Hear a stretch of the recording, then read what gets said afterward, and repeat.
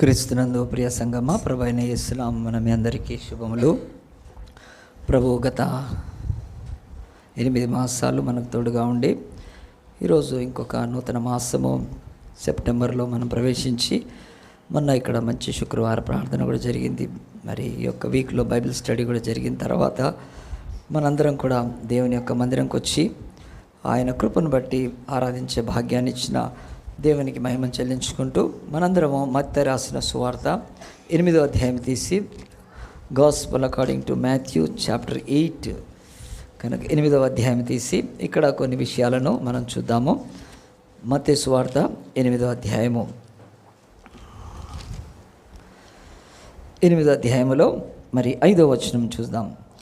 ఆయన కపెర్నహూములో ప్రవేశించినప్పుడు ఒక శతాధిపతి ఆయన ఎదుకు వచ్చి, ప్రభువా, నా దాసుడు పక్షవాయుతో మిగిలిన బాధపడుచు మరి ఇంటిలో పడి ఉన్నాడని చెప్పి ఆయనను వేడుకొనెను. అప్పుడు యేసు ప్రభు, నేను వచ్చి వాడిని స్వస్థపరిచిన అతనితో చెప్పగా, శతాధిపతి, ప్రభువా, నీవు నా ఇంటిలోనికి వచ్చుటకు నేను పాత్రుడను కాను అనే మాట. ఈ యొక్క బైబిల్లో ఉన్న చిన్న ఈ భాగము, యేసు ప్రభు వారు భూమి మీద ఆయన 33.5 ఏళ్ళు ఉన్నప్పటికీ 3.5 ఏళ్ళు పరిచయంలో ఉన్న కాలంలో యేసుప్రభు ఎంతోమందిని బాగు చేశాడు కనుక అలాగే యేసుప్రభు యొక్క ఈ యొక్క మరి ఒక స్వస్థత విషయం బైబిల్ని ఇక్కడ రాస్తే మత్తయి సువార్త తర్వాత మార్కు సువార్తలో కూడా ఇవి ఉన్నాయి, లూకా సువార్తలో. కానీ మత్తయి సువార్తలో దేవుడు ఈ యొక్క మత్తయి అనే యొక్క భక్తుడు లేకపోతే ఈ యొక్క సువార్త రాసిన అతను బహు స్పష్టంగా యేసు ప్రభు ఆయన బోధ, ఆ తర్వాత ఆ బోధను నెరవేర్చే ఆ యొక్క బోధను మరి స్థిరపరిచేది ఇది రాస్తున్నాడు. యేసుప్రభు యొక్క 7వ అధ్యాయం వరకు వస్తే యేసుప్రభు కొండ మీద ప్రసంగం చేశాడు. ఆయన కొండ మీద ఏమి మాట్లాడుతున్నాడో అది చేయగలిగిన దేవుడని మత్తయి చూపించాడు. సో మత్తయి సువార్తలో చూస్తే ఇక్కడ ఒకటి ముందుంటుంది, మార్కు సువార్తలో ఇంకోటి వెనకుంటుంది. ఇదేంటి ఆర్డర్ లేదు కదా, ఆ సువార్త ఈ సువార్త సేమ్ అలాగనే ఉండాలి కదా అంటే బైబిల్లో ఈ సువార్తల్లో ఒక క్రొనలాజికల్ ఆర్డర్ అంటే కాలానుగుణమైనది రాయలేదు కనుక కాలము కాదు. ఇక్కడ ఈ యొక్క మత్తయి ఏం తీసుకున్నాడంటే యేసు ప్రభు తను మాట్లాడిన మాటలను నెరవేర్చగలిగిన శక్తిమంతుడు అది చూపించడానికి ఈ మత్తయి సువార్తలో ఆయన వేరే దగ్గర కొంచెం వెనకుంటుంది, ముందుంటుంది. కనుక ఈ యొక్క శతాధిపతి అనే ఒక ఆయన యేసు కాలంలో యేసు ప్రభు దగ్గరికి వచ్చాడు. వచ్చిన తర్వాత ఆయన తన కొరకు రాలేదు, తన భార్య బిడ్డల కొరకు రాలేదు, తన ఉద్యోగం కొరకు రాలేదు, తన ఆస్తి కొరకు రాలేదు, తనకి ఇంకేదో కాదు, తన ఇంటిలో పనిచేసే ఒక దాసుడు. వాళ్ళని అప్పుడు దాసులు ఉండేవాళ్ళు, వాళ్ళు కొనుక్కోవచ్చు. అప్పుడు మనుషులు 2000 సంవత్సరాల క్రితం భూమి మీద మనుషుల్ని సంతలో పెట్టి అమ్మేవాళ్ళు. బానిసత్వం మనకు తెలుసు, స్లేవరీ అనేది భూమి మీద ఉండింది. ఆ యొక్క స్లేవరీని అన్ని దేశాలు కూడా అబాలిష్ చేసుకుంటూ వెళ్ళిపోయినాయి. అమెరికా ఈరోజు పెద్ద క్రైస్తవ దేశం అని చెప్పుకున్నా అక్కడ కూడా మరి ఆ యొక్క స్లేవరీ ఉండింది, భయంకరమైనది ఉండింది. కనుక దాంట్లోంచి వాళ్ళు కూడా బయటకు వచ్చారు. సో ఏ దేశం అతీతం కాదు. సో ఇక్కడ మనకు క్యాస్ట్ సిస్టమ్ ఎట్లా ఉందో అంటరానితనము ఒక దిక్కుమాలిన అది అబాలిష్ అయిపోయిందని కావట్లేదు, అది ఓన్లీ చట్టాల్లో అబాలిష్ అయింది కనుక. ఇప్పుడు సతీ సహగానం అబాలిష్ అయిపోయింది కనుక ఇప్పుడు ఎవరైనా భార్య చచ్చిపోతే తీసుకెళ్ళి ఆ యొక్క చితి మీద కాల్చేవాళ్ళు ఉన్నారా? అది మెల్లగా ఎరాడికేట్ అబాలిష్ అయిపోయింది. సో అది సనాతన ధర్మంలో ఉండే వాళ్ళ యొక్క ఔన్నత్యము ఘనత మనకు అవసరం లేదు. కానీ బైబిలే చెప్తుంది యేసు ప్రభు కాలంలో ఈ యొక్క శతాధిపతి ఎవరైతే ఉన్నాడో ఆయన మరి తన యొక్క జీవితంలో యేసు దగ్గరికి వచ్చాడు. తన దగ్గర ఒక బానిస ఉన్నాడు. ఆ బానిస కొనుక్కున్నవాడు పనిచేస్తూ సిక్ అయిపోతే అతన్ని చంపటానికి కూడా వాళ్ళకు అధికారం ఉండేది.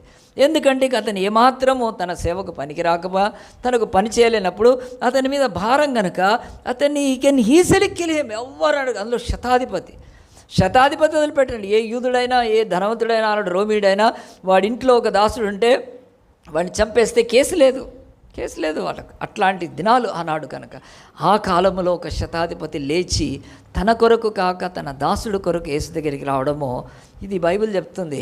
మన జీవితాలు ఎంతమంది కొరకు ఇతరుల కొరకు వస్తున్నామండి? ఎప్పుడు మన కొరకే వస్తాం, చర్చికి ఎప్పుడు మన కొరకే వస్తాం. ఒక్కసారైనా వేరేల కొరకు యేసు ప్రభు దగ్గరికి వచ్చారా మీరు? శతాధిపతి కదా. రేపు దేవుడు తీర్పు తీర్చినప్పుడు మనకు బహుమానాలు ఇచ్చేటప్పుడు మనం ఆయన న్యాయపీఠం ఎన్నోసార్లు సిగ్గుతో తలదించుకోవాల్సి వస్తుందేమో. ఒక అన్యుడు ఒక తన ఇంట్లో బానిస కొరకు క్రీస్తు దగ్గరకు వస్తాడు. ఎందుకు వచ్చాడు? క్రీస్తు స్వస్థపరచగలుగుతాడు, బాగు చేయగలుగుతాడు, విడుదల ఇవ్వగలుగుతాడు, ఆయనకు చాలా గొప్ప ఇది ఉందని చెప్పి నమ్ముతున్నాడు. కనుక వచ్చిన తర్వాత ఆ మంచి ఆ యొక్క శతాధిపతి యేసుప్రభు దగ్గరికి వచ్చి, అయ్యా నా దాసుడు బాగలేదని చెప్పి, ఎట్లా ఆ మాట చూడండి, ఆ మాట ఒక మంచిగా ఉంటుంది. పక్షవాది మిగుల బాధ ఇంటి పడి చెప్పి ఆయనను వేడుకొననే మాట ఎందుకు వాడాడండి దేవుడు అంటే, ప్రతిదీ స్పష్టంగా చెప్తున్నాడు. వేడుకొనడం అంటే క్యాజువల్గా అనలేదు కదండి. ఇప్పుడు ఎవరైనా మనల్ని ఇంటికి రా అంటారు, అది వేరే. ఎందుకండి ఇంటికి రా రా రా అన్నారంటే వాళ్ళు ఎంత రావాలని కోరుకుంటున్నారు కదా, అది ఎంత తేడా ఉందండి కదా. ఎవరైనా తినమంటారు, మాట వరుసకు తినమంటారు కదా. కాదు, కొంతమంది అయితే లేదు నువ్వు తినకపోతే వెళ్ళటానికి లేదు ఈరోజు అని ఎంత ప్రేమతో నువ్వు తిని వెళ్ళాల్సిందే, 2 అయిపోతుంది ఇప్పుడు వెళ్తావా బయటికి అని అలా మాటలు తెలుస్తాయండి. కానీ క్యాజువల్గా తిను అంటే ఏముండదు, అలాగే బెటర్ కూడా బెటర్ అసలు అట్లా. సో యేసుప్రభువును వేడుకున్నాడంటే అతడు క్యాజువల్గా యేసుప్రభు దగ్గరికి రాలేదు, జస్ట్ నామమాత్రంగా రాలేదండి. అతడు తన దాసుడు కొరకు ఆలోచించి ప్రేమ కలిగిన వాడు, మంచి భారం కలిగిన వాడు కనుక యేసును వేడుకున్నాడు. గుర్తుపెట్టుకోండి, మనం అడగడం వేరు, వేడుకోవడం వేరు. 2 రాసి పెట్టుకోండి మన బతుకుల్లో. అడగడం ఎవడైనా అడుగుతాడు, కానీ వేడుకోవడమో అది ఇంకా దేవుని యొక్క ఇంటెన్షన్ తెలియదు. అలాగే వేడుకున్నప్పుడు యేసుప్రభు ఏమి అతన్ని తిరస్కరించలేదండి కదా. తిరస్కరించకుండా ఏం చేశాడు? యేసుప్రభు లేచాడు దాసుడి దగ్గరికి. అప్పుడు వెంటనే, అయ్యా నీవు నా ఇంట్లో అడుగు పెట్టక నేను అర్హుడని కానంటే దీని మీనింగ్ ఏంటి? బైబిల్లో స్పష్టంగా ఆనాడు పాత నిబంధన కాలం లేకపోతే ఈ యొక్క క్రీస్తు కాలంలో తీసుకుంటే, ఏ యొక్క యూదుడింటికి అన్యుడు అడుగు రానివారు. యూదులు ఎవరిని అన్యుడి ఇంట్లో అడుగు పెట్టనివారు అన్నాడు. ఎందుకంటే యూదులు మత పిచ్చి బట్టి, ఆ యొక్క మదం ఎక్కి, మత గర్వంతో బతికారు యూదులంతా కూడా ఆనాడు. సో ఆ యొక్క అన్యుడు మన ఇంట్లో కాలు పెట్టకూడదు. It's only custom, it's not a law. గుర్తుపెట్టుకోండి, అది ఆనాడు ఆచారము, ఆజ్ఞ కాదు. మన బతుకుల్లో ఆచారము, ఆచారం ఎప్పుడు వేరు చేసుకోవాలి కదా. బియ్యం ఏరుకుంటప్పుడు రాళ్ళు తీసేస్తున్నాం కదండి. ప్రతి దాంట్లో కూడా మనం వేరు చేసుకుంటాం. మరి ఒక్కటి కదా, కనీసం గోంగూర, పాలకూర, ఆకుకూరకు వస్తున్నప్పుడు దాంట్లో ఏదైనా ఆకు కలిసిందేమో తీసుకుంటాం. చాలాసార్లు ఆకుకూర తెచ్చినప్పుడు నేను చెప్తాను, పిచ్చి తింటే పిచ్చెక్కుతుందని కలిపి అమ్ముతారు ఈరోజు. ఏది పడితే ఆకుకూర తినంటే మెంటలే కనుక, సగం మెంటలే ఉన్నారు ఇప్పుడు. మళ్ళీ ఇంకా స్పెషల్ మెంటల్ ఎక్కడ? కనుక ఆకుకూర చెప్తాను, తీయమ్మ, ఏది పడితే అది కోసుకొని తెచ్చిపెడదు. చిన్న ఆకుకూర కూడా నువ్వు వేరు చేసుకుంటావే, మరి ఆచారానికి ఆజ్ఞకి ఎందుకు తేడా తెలియట్లేదు? సో బైబిల్ స్పష్టంగా చెప్తుంది, ఇట్స్ ఎ కష్టం. యూదుడు ఇంటిలోకి అన్యుడు ప్రవేశిస్తే ఆ యూదులు అపవిత్రపడిపోతారు. అది దిక్కుమాలి. బైబిల్లో ఎక్కడ చెప్పలేదు దేవుడు అన్యుడు వస్తే నీ ఇంట్లో కానీ అది ఆచారం. ఇదిగో మన దేశంలో కూడా కదా, అంటరాని వాళ్ళు ఇస్తే వాళ్ళకి నీళ్లు తాగరు, వాళ్ళ ఇంట్లోకి రానియరు, వాళ్ళు ఇచ్చారు. ఇంకా దిక్కుమాలింది, ఆ అంటరాని వాళ్ళు వదిలేని క్రైస్తవులు ఎవడో మాలిగోడు ఎస్సోడు వదిలేసాడు. వాళ్ళు ఎస్సీలు వినాయకుడిని తీసుకొని పోయి వేసే నీళ్లలో వీళ్ళు తీసుకొని పోయారు అగ్రకులస్తులు. ఈ ఎస్సీలు తీసుకొని పోయే ఆ బతుకమ్మను వాళ్ళ యొక్క చెరువులో ఏనియరు. అంతా వివక్ష అంతా. ఇది లోకంలో ఉన్న ఒక శాపం మనుషులకు ఉన్నది. కనుక ఇక్కడ యేసుప్రభు అంటున్నాడు, నీ ఇంటికి వస్తాను, నాకు అబ్జెక్షన్ లేదు. ఎంత మంచి దేవుడు అండి యేసుప్రభు. ఎవరింట్లో కన్నా వెళ్ళగలగాను. కనుక నేను ఎరుకలోళ్ళ ఇంట్లో భోజనం చేశానండి. ఎరుకలోళ్ళ ఇంట్లో ఒక ఆమె పంది కొరకు ప్రార్థన చేశాను. నాకు పందుల గురించి ప్రార్థన చేయడం నేర్పించాడు దేవుడు. 2 పందులు, ఆ పందులు ఈ పందులు. కనుక పంది చచ్చిపోతే ఆమె కష్టం కనుక నేను వరంగల్లో పంది కొరకు ప్రార్థన చేశాను. వచ్చి ప్రేయర్ రిక్వెస్ట్ ఇచ్చింది ఒక ఆమె, పాస్టర్ ప్రార్థన చేయండి, ఏం చేయాలంటే నా పంది కొరకు చేయండి. ఎందుకంటే ఆ పంది ప్రెగ్నెంట్గా ఉంటే ఎవరు వాళ్ళ యొక్క శత్రువులు, వ్యతిరేకులు విషం పెట్టారు దానికి. ప్రార్థన చేస్తే అది బతికింది. అది 10 పిల్లల్ని పెట్టింది. 10 పిల్లల్ని పెడితే నాకు విందు ఇచ్చింది ఆమె. అంటే పంది కూర పెట్టిందని కాదు, నేను తినడం తెలుసు కనుక తిండే కూడా తప్పేం లేదు. కానీ దానికి నేను వెళ్తే వచ్చాను, ఎరుకలోళ్ళ ఇంట్లో అన్నం తిన్నాను. మళ్ళీ అదే బ్రాహ్మణుల ఇంట్లో కూడా భోజనం చేశాను. నాకు ఏమీ లేదండి కదా. ఇక్కడ పద్మశర్మ గారు ఉన్నారు, వాళ్ళ వదిన గారు ఆమె అక్కడ మీర్పేటలో ఉంటారు. పిలిచి ఒకరోజు నాకు పాస్టర్మకు మంచి భోజనం పెట్టింది. ఆ రోజు తమ్ముడు ప్రశాంత్ వాళ్ళ కారులో తీసుకెళ్ళాడు, శ్యామలా సిస్టర్ వాళ్ళు. ఎందుకు ఈ మాట చెప్తాను? యేసుకు లేదు, అస్సలు లేదు. నేను యూదుడనే, నేను నిజమైన యూదుడను, ప్రతి వాడిని ప్రేమించగలుగుతానని చెప్పి అంతకు ముందే కుష్ఠవ్యాధుడిని పట్టుకున్నాడు. అది నేను మీకు వదిలిపెట్టాను, అది మనకు సబ్జెక్ట్. కుష్ఠవ్యాధుడిని చేయితో తాకాడు. ఇక్కడ అంటరాగుండా ఎంచి ఆ యొక్క యూదుడు ఆ యొక్క ఎవరింట్లోకి, శతాధిపతి ఇంట్లోకి వెళ్తానంటున్నాడు. కనుక అతను అన్నాడేమంటే, అయ్యా నువ్వు అంత రిస్క్ తీసుకో, ఎందుకంటే మీ యూదుల గురించి నాకు తెలుసు, మా ఇండ్లలోకి మీరు రారు, నువ్వైతే బోధకుడు రబ్బీవి, నువ్వు వచ్చి మాకని చెప్పి అతడు ఎంత మంచిగా యేసు ప్రభుతోటి ఒకటిగా తన ఇంటిలోకి వచ్చి, పాపం యేసు ప్రభు ఇంకా వాళ్ళతో అనిపించుకోవాల్సి వస్తుంది, ఇదిగో ఇతను యూదుల్లో అన్యుల ఇంట్లోకి వెళ్తున్నాడని. యేసు ప్రభువును టార్గెట్ చేస్తూనే ఉన్నారు. తిడు సుంకరులతో కూర్చుంటాడు, పాపలతో కూర్చుంటాడు, వేషలతో కూర్చుంటాడు, తింటా తాగుతూ ఉంటాడు, ఏందినా ఒక రబ్బీ బోధకుడు అయ్యి ఉండని అలాగని అంటున్నప్పుడు యేసు ప్రభువుకి ఇంకొక అబ్జెక్షన్, నా వలన ఎందుకు రైజ్ కావాలి అని చెప్పి, అది మొదటిది. సో కనుక ఇతని యొక్క జీవితంలో రాసి పెట్టుకోండి, ఇతడు సెల్ఫ్ సెంటర్డ్గా లేడు, అదర్ సెంటర్డ్గా ఉన్నాడు. గ్రేట్ క్యారెక్టర్ దీంట్లో సెంచురియన్. అతడు ఇతరుల గురించి ఆలోచిస్తున్నాడు. యేసు నా ఇంట్లోకి వస్తే నాకేం లేదు, ఆయనకి యేసుకు కూడా లేదు, కానీ యేసుని బాధ పెడతారు, యేసు ప్రభుని ఇచ్చేస్తారు. రెండవది, ఆయన సెల్ఫ్ సెంటర్డ్ కాదు, తన యొక్క కుటుంబీకులు ఎవరి కొరకు, దాసుడి కొరకు యేసు ప్రభు దగ్గరికి వచ్చారు. గట్టిగా చెప్పలు కొడదామా, ఈ సెంచురియన్ రక్షణ పొంది ఉంటాడు. నేను పరలోకంలోకి వెళ్తే ఎట్లనే ఎతుకుతాను, ఇతను కలుస్తా, ఒక్కసారి సెకండ్ ఇస్తా. ఎంత మంచివాడు కదండి.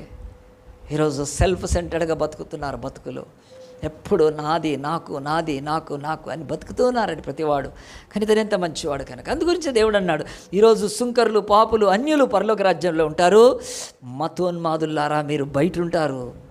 గుర్తుపెట్టుకోండి. కనుక శతాధిపతి అంత మంచి. సో యేసుప్రభు లేచినప్పుడు యేసుప్రభు అన్నాడు, అయ్యా నా ఇంట్లోకి రావడానికి నేను యోగ్యుడను కాదంటే, ఎందుకు యోగ్యుడు కాదు? సెంచురియన్ అతను, ఒక 100 మంది సైనికుల మీద అతడు అధికారం. అంటే అతని ఇల్లు, అతని యొక్క హోదా, అతని యొక్క ఘనత ఎంత గొప్పది. ఆ ఇల్లా, ఆయన ఏమన్నా ఒక పనికి మాలినోడా? కాదండి, అలాగని తీసుకోవట్లేదు. యూదులు అన్యుల ఇంట్లో అడుగుపెట్టారు, మాకు అర్హత లేదు మీలాగా, అంత తగ్గించుకున్నాడు. రెండవది, వెంటనే యేసు ప్రభు అని అన్న మాట ఏంటో చూడండి. అతను వెంటనే ఆ యొక్క అంటాడు, ప్రభా నీవు నా ఇంట్లోనికి వచ్చేటకు నేను పాత్రులను కాను, నీవు మాట మాత్రం సెలవిమ్ము, అప్పుడు నా దాసుడు స్వస్థపరచాడు అని చెప్పి, నేను కూడా అధికారాన్ని లోబడిన వాడే అని చెప్పి, తన యొక్క రోమన్ ఎంపైర్లో ఆ యొక్క ఎంపరర్ దగ్గర నుంచి, చక్రవర్తి దగ్గర నుంచి, సైన్యంలో సైన్యాధికారుల్లో ఎలాగున ఒక ఆర్డర్లీ అథారిటీ ఫ్లో అవుతుందో అది చెప్తున్నాడు. నేను శతాధిపతిని, ఒకడు పొమ్మంటే పోతాడు, ఎంత కమాండ్ కనుక. నేను చాలాసార్లు నేను ఆ యొక్క కమిషనర్ ఆఫీస్, పోలీస్ కమిషనర్ ఆఫీస్కి వెళ్ళినప్పుడు చూసేవాడిని అండి. నాకు అట్లా అనిపిస్తుంది కొంతసేపు కనుక. నేను ఆ యొక్క కమిషనర్ ఆఫ్ పోలీస్ డిఎస్పీ దగ్గరికి వెళ్ళినప్పుడు ఆయన కూర్చోబెట్టాడు, నేను పాస్టర్ అని తెలిసి మంచిగా కూర్చోబెట్టినాక ఒక్కొక్క పోలీసుడు వచ్చి టాక్ ఇట్లా కొడుతున్నాడండి. అసలు ఎట్లా ఉన్నారు, ఎంత ఉన్నారు ఎత్తు కనుక. ఒక్కళ్ళు ఆయన దగ్గర లేదు ఇట్లా నిలబడున్నారు, చెయ్యి కూడా కదలట్లేదు తెలుసా. ఏమి అథారిటీ అనుకున్నాను నేను. ఆయన బయటికి వస్తే ఇట్లా ఆరుగురు నిలబడి సెల్యూట్ కొట్టి బోర ఊదారు. నేను పోయేవాను, నాకు ఊరుదే వాళ్ళు. నన్ను పట్టుకున్నాడు ఒక ఆయన అసిస్టెంట్, తెలియదు కదా నాకు, నేను కూడా వాళ్ళ మధ్యలోంచి వెళ్తానేమో అని పట్టుకున్నాడు. నన్ను పట్టుకుంటే నాకు అప్పుడు అర్థమైన తర్వాత ఆయన వెళ్ళిపోయాక గోసారి అని చెప్పి ఆయన అసిస్టెంట్ కమిషనర్ ఆ యొక్క డిఎస్పీ నన్ను ఒక కారు ఎక్కిచ్చేసారు. ఎంత అధికారం అండి వాళ్ళకు, చెప్పలేము మనం, ఉంటుంది వాళ్ళు కనుక. ప్రియ దేవుని బిడ్డలారా, ఒక శతాధిపతి అన్నాడు, మాకు ఇంత అధికారం అంటే ఎక్కడి నుంచి వస్తుంది?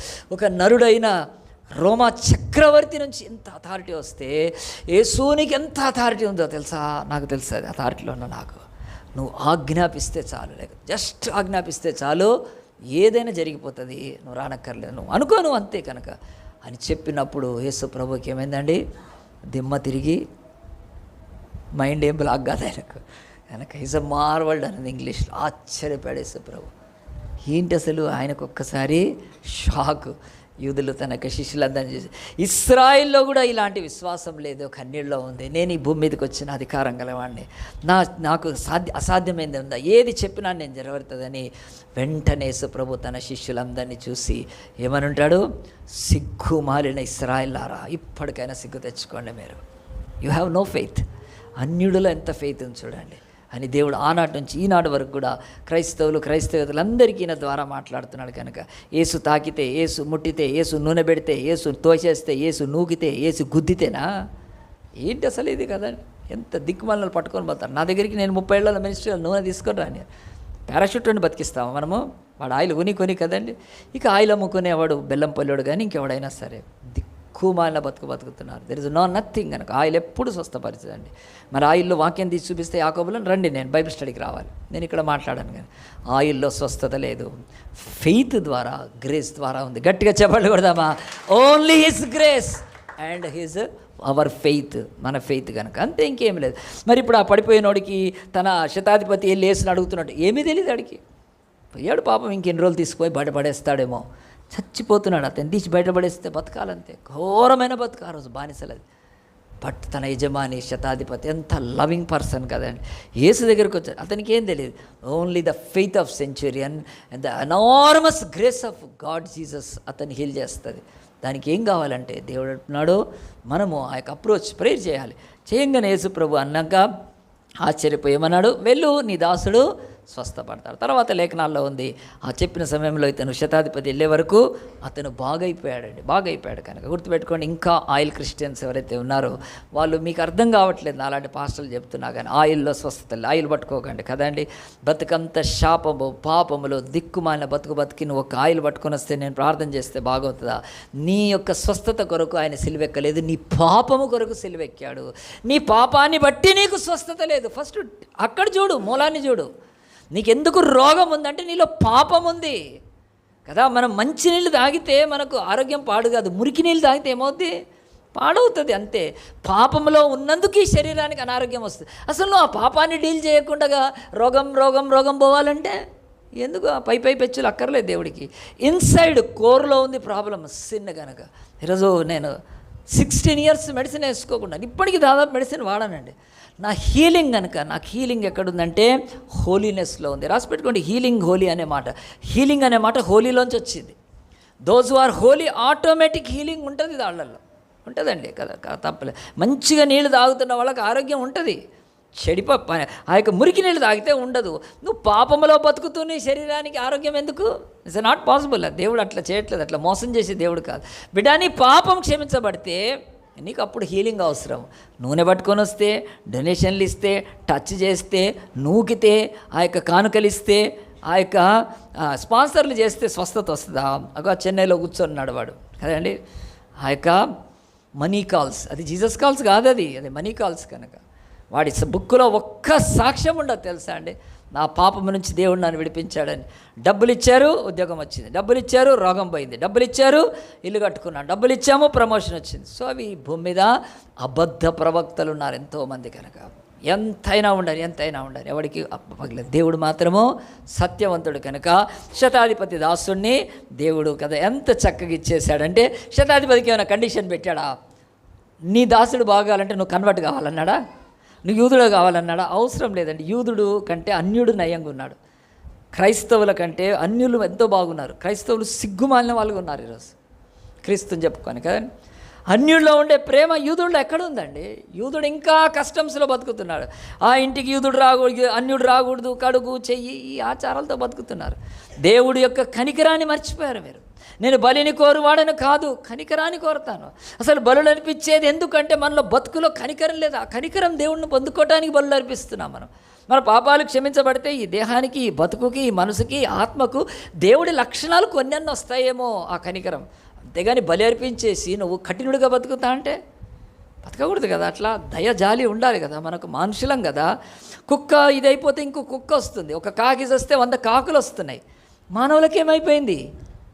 దేవుడు చాలా బాధపడుతున్నాడు కనుక శతాధిపతిని కన్వర్ట్ గమ్మనలేదు. నువ్వు కన్వర్ట్ అయితే నీ దాసుడిని, నీ డబ్బులు ఇస్తే నీ దాసుని కాదండి. అతనిలో దైవత్వంలో ఉండే ఒక లక్షణం ఉంది, కంపాషన్, దయ ఉంది ఇతరుల పట్ల కనుక కదండి. అలాగున మన భారతదేశంలో స్త్రీలందరినీ పూజిస్తారు కానీ ఒక్క మదర్ తెరిస్తాను తయారు చేయలేకపోయారు. ఒక్క మదర్ తెరిస్తాను, ఒక అమీకార్ని తయారు చేయలేకపోయారు, ఒక ఎడా స్కడ్డర్ను తయారు చేయలేకపోయారు. సిఎంసి పెట్టినాం కదండి. దేవతలను పూజిస్తారు, మంచిదే, ఆడవాళ్ళ గౌరవమే. కానీ ఎవరినైనా ఆ కరుణ చూస్తున్నామా ఒక స్త్రీలో? ఆలోచించండి. ఇది కనుక యేసు ప్రభు అంటున్నాను, కన్వర్ట్ కాదు, ఫస్ట్ నీ హృదయంలో ఈ శతాధిపతికి ఉన్నట్టు ప్రేమ ఉంటే నేను బాగు చేస్తాను. ఇది మొదటిది. రెండోది చూడండి, మత్తయి సువార్త 8వ అధ్యాయంలో కిందికి వస్తే యేసు ప్రభు అక్కడి నుంచి అలాగని వెళ్ళిపోయాడు. ఆ గడియలో స్వస్థమైనాక 14 తర్వాత యేసు పేతురింట్లో ప్రవేశించి జ్వరంతో పడి ఉన్న అతను చూచి ఆమె చేయి ముట్టగా ఆ యొక్క జ్వరం ఆమెను విడిచిన అంతటా ఆమె లేచి ఆయనకు ఉపచారం చేయసాగాను. సింపుల్గా యేసు ప్రభు ఎక్కడున్నాడు అని అంటే, మొదట కపెర్నహూములో ఉన్నాడు. కపెర్నహూము అనే పట్టణం గురించి. ఇప్పుడు కపెర్నహూములో ఎక్కడ తిరుగుతున్నాడు ఆయన? కపెర్నహూములో ఒక బిల్డింగ్లో ఉన్నాడా? కపెర్నహూములో ఒక మీటింగ్ ప్లేస్లో ఉన్నాడా? కపెర్నహూములో కాదు. ఇక బైబిల్ చెప్తుంది పేతురు ఇంటిలోకి వెళ్ళాడు. ఎందుకు పేతురింట్లోకి వెళ్ళాడంటే యేసు ప్రభువుది నజరేతు. యేసు ప్రభు మాత్రం నజరేతును వదిలిపెట్టి, ఏ ప్రవక్త తన స్వదేశంలో హితుడు కాడు. నేను ఎవరికైనా వాక్యం చెప్పాను కానీ మా అన్నదమ్ములకు మా అమ్మనాలకు చెప్పగలుగుతానండి వాక్యం, వీలు పడదు కదండి. యేసు ప్రభు కూడా అంతే, ఆయన అంటున్నాడు ఏ ప్రవక్త తన స్వదేశంలో హితుడు కాడు కనుక మా బావలకు మా అక్కలకు వాళ్ళకి మేమేం చెప్పలేము, ఎందుకంటే వాళ్ళ ముందు పెట్టి. సో ఎప్పుడు కూడా వేరే దగ్గరే చేయాలి సేవ కనుక. వాళ్ళు ఈ చర్చికి రావాలని ఏమీ లేదు. కానీ ఎవడైనా పాస్టరు వాళ్ళ ఇంటి వాళ్ళతో చర్చ్ నడిపిస్తే అది చర్చ్ కాదు, గుర్తుపెట్టుకోండి. మీలో ఎవడైనా తెలిస్తే, మీ బంధువుల్లో ఎవడైనా ఉంటే పాస్టర్ ఉంటే, మేమంతా కలిసి పాస్టర్ను పైకి లేపుదామంటే లేపితే సూసన్ సాగర్లు దోసి రావాలి. ఆడు పాస్టర్ కాదు, వాడు కాదుగా చెప్తున్నాను, ఓపెన్గా చెప్తాను. చాలామంది నేను ఒక చూసాను, నువ్వు ఏ చర్చికి వెళ్తావంటే మా అన్న చర్చికి వెళ్తాం. ఇంకెవరు వెళ్తారు? మా వదిన, బావ. అది ఒక కుటుంబం రా బాబు, అది ఒక ఇది కులానికి. ఇట్స్ నాట్ చర్చ్ అంటే ఎప్పుడు నిలవ చేయాలి. కనుక యేసు ప్రభు పరలోకాన్ని వదిలిపెట్టి భూమి మీదకి వచ్చాడు కదండి. తోమా తన స్వదేశాన్ని వదిలిపెట్టి మన కేరళకు వచ్చాడు. అందరంతే. నేను కూడా నా బంధువులందరిని వదిలిపెట్టి, నాకు దేవుడిచ్చిన రక్త సంబంధాల కంటే మించి బంధువులు దేవుడి సంఘంలో ఇచ్చాడు. గుర్తుపెట్టుకోండి, ఎప్పుడు కూడా కాదు. యేసు కూడా దానికి అతీతుడు కాదు. యేసు ప్రభు నజరేతుకి వెళ్తే ఆయన తోసి చంపేద్దాం అనుకున్నారు. ఇంకెందుకు వాళ్ళతోటి కనుక. గుర్తుపెట్టుకోండి, మీరు సేవ చేస్తే మీ ఇంటిని కుటుంబాన్ని లేచి వదిలిపెట్టి సేవ చేయండి. మీ బంధువులతో కుటుంబీకులతో చేసేది సేవ కాదు, అది దరిద్రం. అది గుర్తుపెట్టుకోండి, ఎప్పుడు కూడా ఆ సపోర్ట్ అక్కర్లేదు కనుక రేపు ఏమంటారు, వీడి సేవ మేము చేస్తేనే అయిందంట. రేసుకి ఎక్కడ మహిమ వస్తుందండి? మా అన్నలు మా తమ్ములు అక్క చెల్లంతా నాకు సపోర్ట్ చేశారనుకోండి, వీడు మేము చేస్తేనే అంటారు రేపు. దేవుడికి ఎక్కడ మహిమ వస్తుంది? ఏమీ లేకుండా దేవుడు ఇచ్చేయాలంటే కనుక అతీతంగా. కనుక యేసు ప్రభు ఏం చేశాడు? నజరేతు వదిలిపెట్టేశాడు. నజరేతులో అందరూ ఉంటారు ఆయన కనుక, అందరూ ఉంటారు బంధువులు. ఇప్పుడు ఎక్కడున్నాడు? కపెర్నహూములో ఉన్నాడు. కపెర్నహూములో ఎందుకున్నాడు? పేతురు ఒక శిష్యుడు ఏం చేశాడంటే, యేసయ్యా నువ్వు నజరేతును వదిలిపెట్టావు, మా ఇంటిలో ఉండు. నువ్వు మా ఇంట్లో ఉండు, నువ్వు గురువు కనుక, నువ్వు బోధకుడు కనుక మా ఇంట్లో ఉండు, నేను నీకు ఆతిథ్యం ఇస్తానని చెప్పి తన భార్య, ఆయనకు పెళ్ళి అయిందండి, తన యొక్క అత్త కూడా యేసు ప్రభువుని స్వీకరిస్తారు. అలాంటి సమయంలో ఒకరోజు యేసు ప్రభు ఆయన సేవలో కపెర్నహూములోనికి వచ్చినప్పుడు, ఆయన ఇంటికి వెళ్ళినప్పుడు ఫస్ట్ ఆయనకి ఏం కనిపిస్తుంది అంటే, పేతురు అత్త, అక్కడ బైబిల్లో ఉంది చూడండి, ఆమె లైట్ ఫీవర్ కాదు, పడి ఉందంటే ఏంటంటే, ఒక మనిషి పడి ఉన్నాడంటే సిక్నెస్, హెవీగా, అంటే చాలా అనారోగ్యం ఉంది కనుక పడి ఉన్నారని చెప్పినప్పుడు యేసు ప్రభు ఏం చేస్తాడంటే, పడి ఉందా, మంచిది చెప్పి ఆ యొక్క ఆంధ్రేయుని పిలిచి, లేకపోతే ఒక శిష్యుని పిలిచి, నువ్వు వెళ్ళి కరెక్ట్గా కొత్తపేటకి వెళ్ళు, అక్కడ యాపిల్స్ తీసుకొచ్చి పెట్టాను. మంచిదేగా, తప్పేం లేదు. నేను కూడా చాలామంది దగ్గరికి వెళ్తే, నేను పాస్టర్ని అయినా తీసుకెళ్తాను నేను కదా, మరి వేరే పాస్టర్ల దగ్గరికి అయితే స్వీట్ బాక్స్ తీసుకొని వెళ్తాను. ఇట్స్ ఏ కామన్ కష్టం, తీసుకెళ్ళాలి. ఉట్టి చేతులు ఒప్పుకుంటా పోవద్దు, అది సిగ్గుమాలిన తరం కనుక. ఎన్టీసీలో నేర్చుకోండి, మీరు ఎవరైనా ఇంటికి వెళ్ళినప్పుడు మీరు కనీసం ఏదైనా తీసుకొని వెళ్ళొచ్చు, ఏమీ తప్పులేదండి, ఏమీ తప్పులేదు. చేతులు ఊపుకుంటూ వచ్చి కదా, చేతులు నింపితే పోవాలని చూసే దిక్కుమాలిన మాలు ఎక్కువైపోయారు కదా. వాడు అన్నాడు కూడా కదా, మా ఇంటికి వస్తే ఏం తీసుకొస్తావు, మీ ఇంటికి వస్తే ఏమిస్తావు అన్నాడు అంటాడు.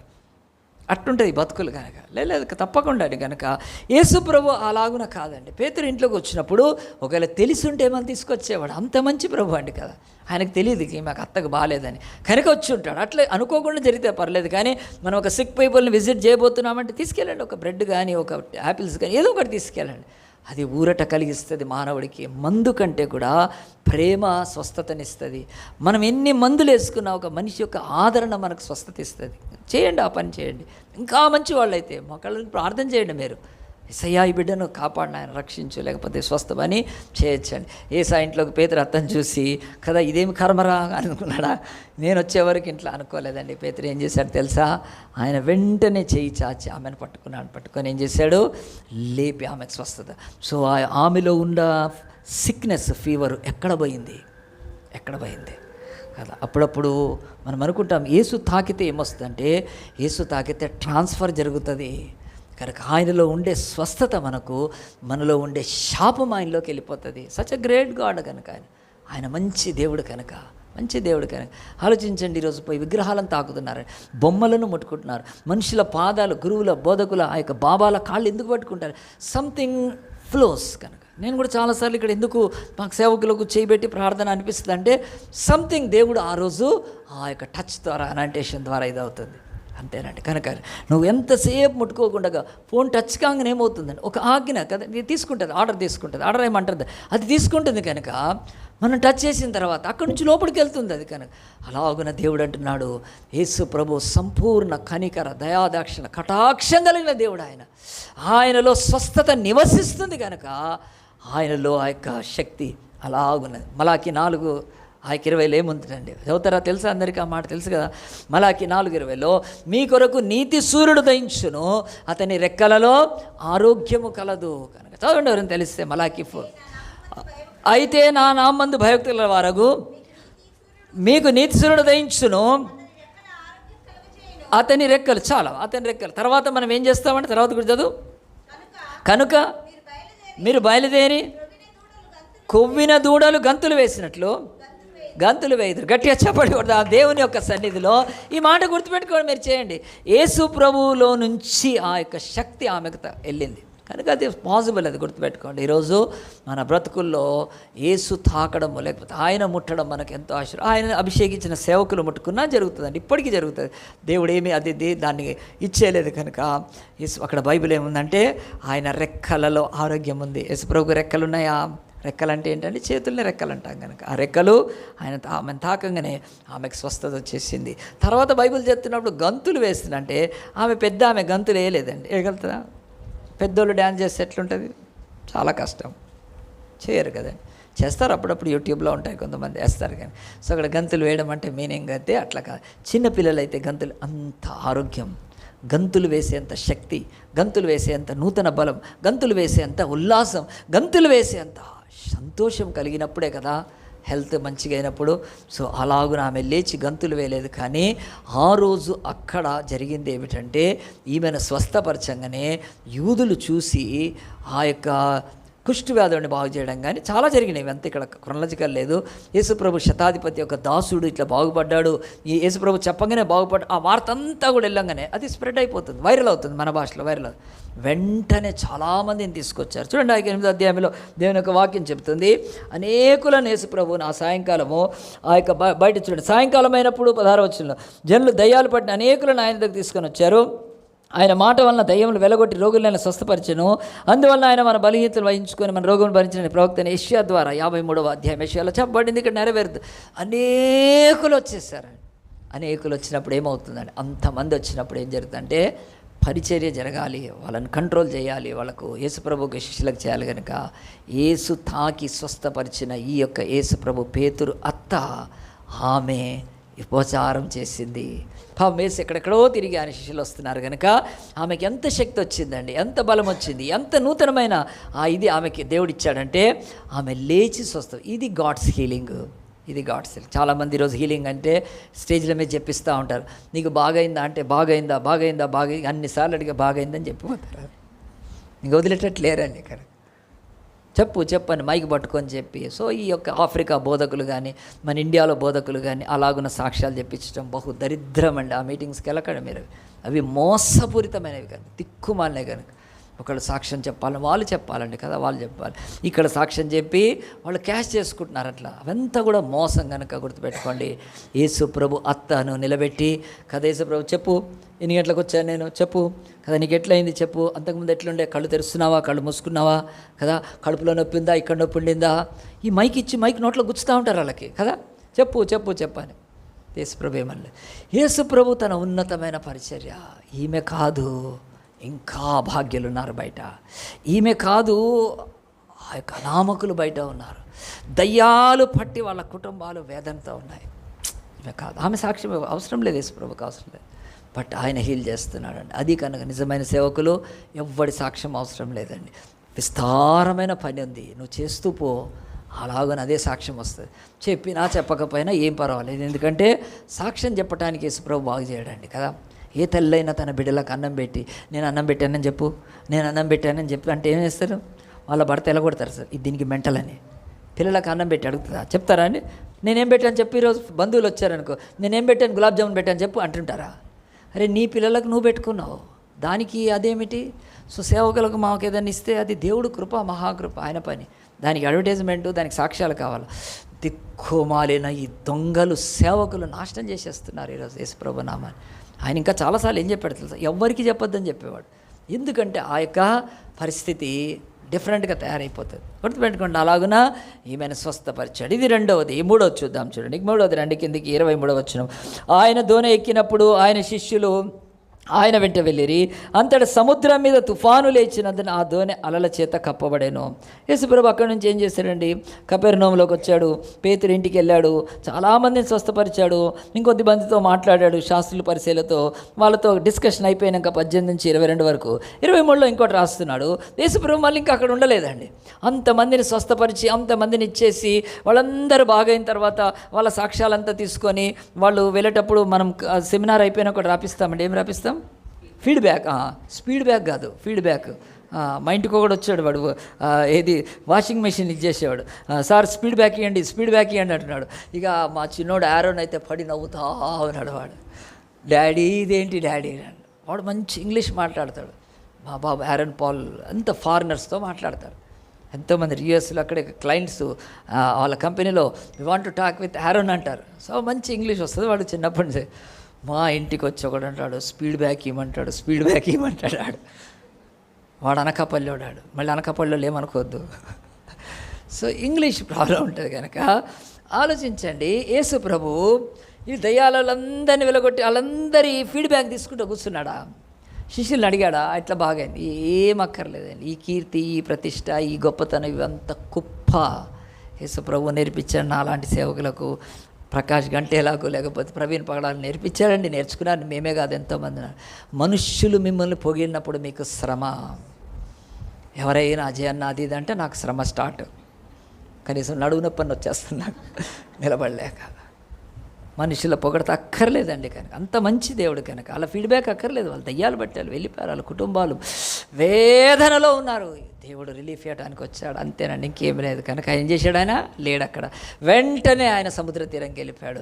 కపెర్నౌం నుంచి గలిలయ సముద్రం దాటి వేరే చోట అనేకులు మరణ ఛాయల్లో కూర్చున్న వాళ్ళు ఎదురు చూస్తున్నారు. దేవా మాకు విడుదల లేకపోయానే, మా బతుకులని కన్నీరు వేదనతో చీకట్లో అలమటిస్తున్నారండి ఈరోజు. ఆ కాలంలో యేసు ప్రభు మీదకి వచ్చాడు. వెలుగు పూర్తిగా వెళ్ళిపోయిన కాలంలో యేసు అరుణోదయ వెలుగు ఈ భూమి మీద అవతరించాడు. ఆయన అందు గురించి ఈరోజు 2 బిలియన్స్తో ఆరాధింపబడతాడు. ఆయన ఎక్కడైనా ఆరాధింపబడతాడు. ఈరోజు ఆదివాసీలు ఎన్ని తెగలు ఆరాధిస్తున్నారు తెలుసా అండి? వాళ్ళ భాషల్లో కదా, బాలో భాషో బాలో బా, నాకు ఆ పాట రాదు కానీ యేసు బాలు ఎంత పాటలేదు. చీకటి గల దేశాల్లో విగ్రహారాధనతో లోక శాపగ్రస్తమైన ఈ యొక్క ఏలుబడితో కిందన్నాళ్ళనో యేసు విడిపించడానికి వచ్చాడు కనుక ఆయన టైం వేస్ట్ చేయలేదు. లేచి దోణి ఎక్కాడు. దోణి ఎక్కి కొద్ది దూరం వెళ్ళిపోయినాక ఏమైపోయిందండి?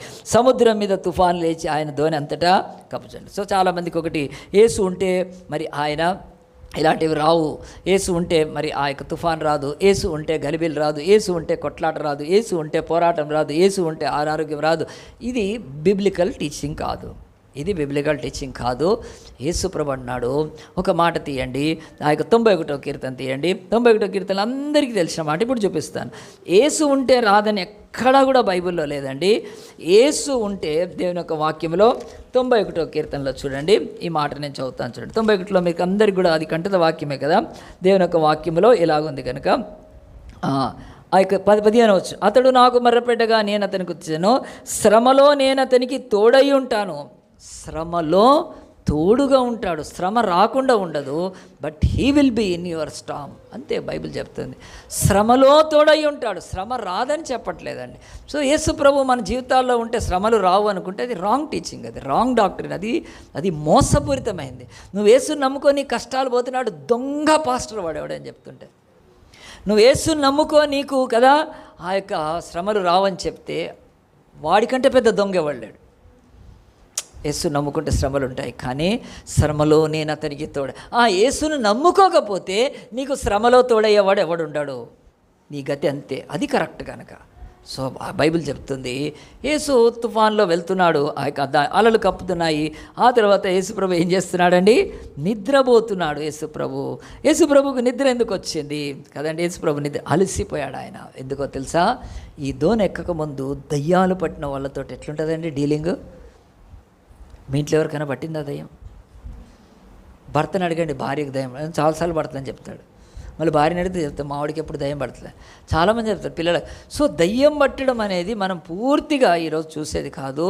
మనిషికి ఒకసారి దయ్యం పడితే మొండికేసుకుంటారు, నేను రాను, నేను చెయ్యను అంటారు కదా. అట్లా అలాగున స్పిరిట్స్ ఇచ్చేసినప్పుడు యేసుప్రభు లిటరల్గా ఆ రోజు ఆ దయ్యాలు పట్టిన వాళ్ళందరినీ వెలగొడుతుంటే ఎంత అలసిపోయి ఉంటాడండి. దయ్యాలు పడితే అవి ఊరికే లోబడతాయండి? లోబడక గిలగిల్లాడిస్తాయి కనుక, అవి చేస్తాయి, యేసు మీదకి వస్తాయి కనుక. అవన్నీ ఉన్నప్పుడు యేసు ఆ పరిచర్యకు అలసిపోయి ఉంటాడండి. అందుగురించే పండుకున్నాడు ఆయన. కానీ మరి ఆయన పండుకున్నప్పుడు దేవుడికి నిద్ర వస్తుందా అంటే అదే సబ్జెక్టు. అవును, దేవుడికి నిద్ర వస్తుంది. కానీ ఆయన దేనిలో ఉన్నాడు?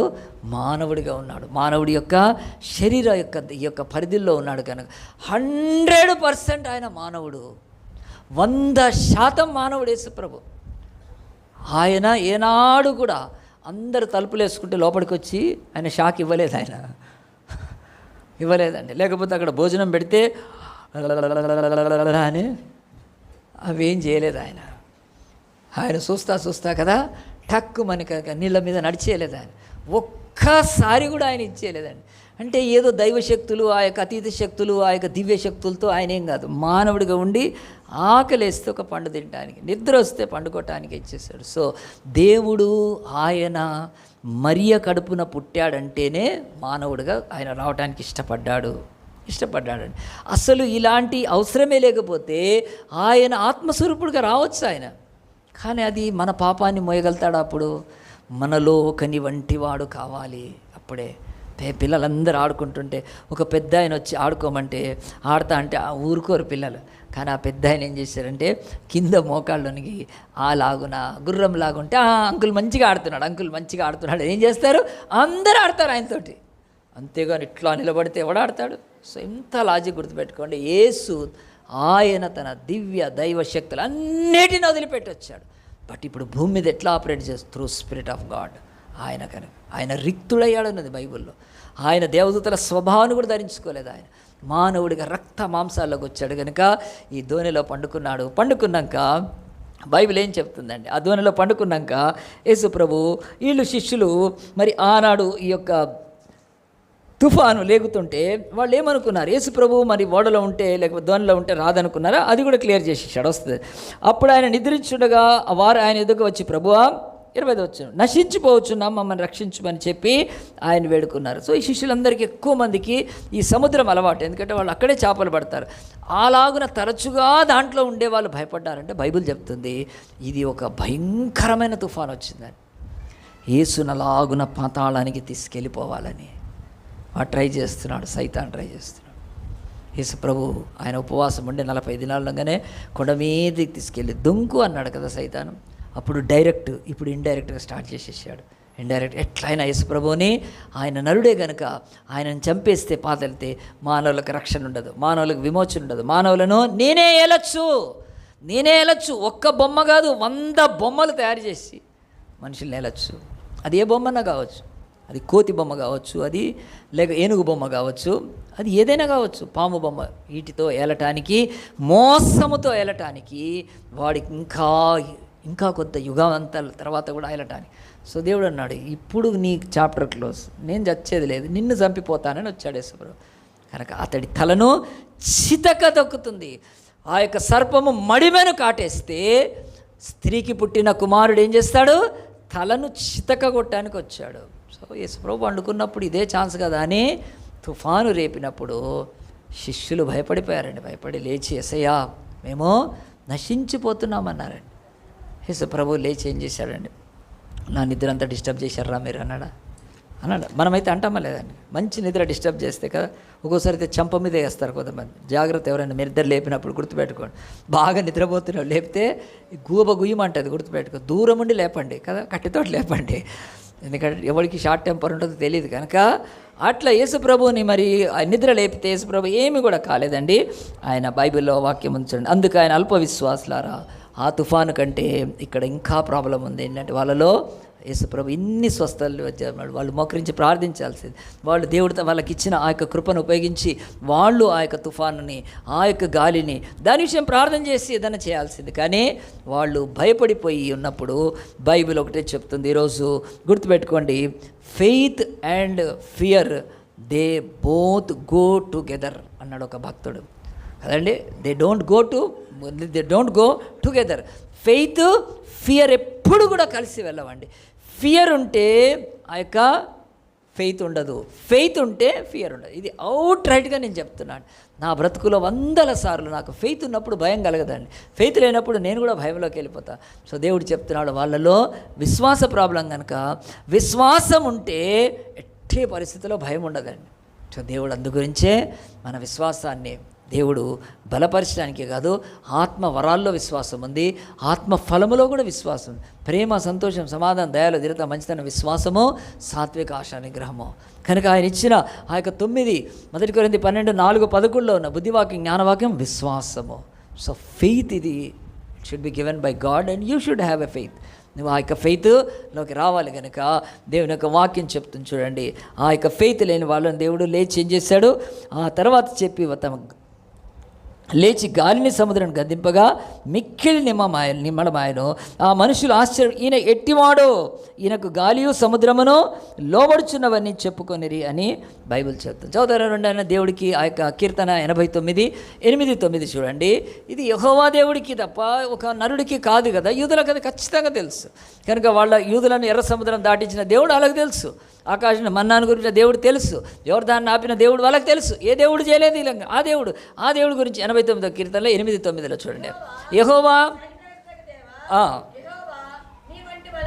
నీ వంటి బలాఢ్యుడు ఎవరు, నీ విశ్వాస చేత ఆవరింపబడి ఉన్నావు, సముద్రము పొంగును అణుచువాడవు నీవే, దాని తరంగములు లేచినప్పుడు అణిచివేది. ఈ వాక్యం వాళ్ళకి తెలుసు యూదులకు కనుక.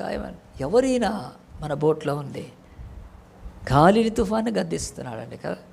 గాలిని తుఫాను గద్దించగలిగిన వాడు ఎవరైతే సృష్టికర్త అయి ఉండాలి, ఆయన పంచభూతాల మీద ఆయన అధికారం కలిగి ఉండాలి. సో ఏ దేవుడు ఉన్నాడండి ఈరోజు కదా, ఏ దేవుడికి ఉంది అధికారం కదండి, ఏ దేవుళ్ళకు ఉంది ఈరోజు? దిక్కుమాలిన దేవుళ్ళ దేవతల ఎవడిలో దైవత్వం లేదండి. ఏనాడు కూడా ఏ అద్భుతం చేసలేదు. ఇప్పుడు నమ్మే ముస్లిమ్స్ కూడా మహమ్మద్ ఒక్క అద్భుతం చేయలేదండి. మళ్ళీ వాళ్ళ ఖురాన్లో యేసు అద్భుతాలు చేసినట్టు ఉంటుంది. యేసుని పక్కన పెట్టి వాళ్ళు ఇంకొకటి స్టార్ట్ చేసుకొని పోయారు. సో ఏ దేవుడు, ఏ దేవత ఎవడు కూడా అద్భుతాలు చేయలేదండి. యుద్ధాలు అయితే చేశారు, వాడి తల నరికాడు, వీడి తల నరికాడు అని చెప్పుకున్నారు తప్ప ఈరోజు పంచభూతాల మీద ఎవరికీ అధికారం లేదు. యేసు ప్రభు అలాంటి ఆయన దేవుడు కనుక ఇక్కడ బైబిల్లో స్పష్టంగా రాయబడింది. ఈయన ఎట్టివాడో, ఈ మాటతో ముగిచ్చేద్దామని. ఈయన ఎట్టివాడు అంటే బైబిల్ చెప్తుంది, ఈయన ఎట్టివాడంటే ఈయన మానవుడు దైవము. అది కనుక ఈయన మానవుడు 100% మానవుడు, 100% దైవము. మానవుడుగా పండుకొని అలసిపోయి ఉన్నాడు, దైవంగా లేచి ఆయన గాలి తుఫాన్లను గద్దిస్తున్నాడు. సముద్రం ఎట్లా నిమ్మళమైపోయిందంటే అంతవరకు ఆందోళన ఉంటే అంత సడన్గా రాదండి. ఈ గాలి తుఫాన్లు సముద్రంలో అలలు తగ్గితే గ్రాడ్యువల్గా అలాగలాగా కొన్ని రోజులకు, కొన్ని గంటలకు తగ్గుతాయేమో. కానీ దేవుడి శక్తి ఎంతగా ఉందంటే షటప్ అట్లా పెట్టింది. ఎల్కేజీ పిల్లలు చేస్తారు, అట్లా పెట్టాడు దేవుడు. నేను ఈ ఓనెలో ఉండగా నువ్వు అని చెప్పి అది సైతాన్ కనుక గద్దించాడండి. సైతాన్ శక్తి కనుక గద్దించి నిమ్మళపరిస్తే ఆ నిమ్మళానికి వాళ్ళు దేవా బతికాము నాయన, బతికాం చెంపలు కూడా వేసుకుంటారు కదా, బతికిపోయామనుకో. కామ్ అయిపోయాడు ముందర. అయిపోయేప్పుడు అంటే ఈయన ఎట్టివాడు, ఇప్పుడే పండుకుంటే మానవుడై ఉండాలి, అలసిపోతే. ఇప్పుడే ఈ యొక్క గాలి తుఫాను, ఈయన దైవం అయి ఉండాలి.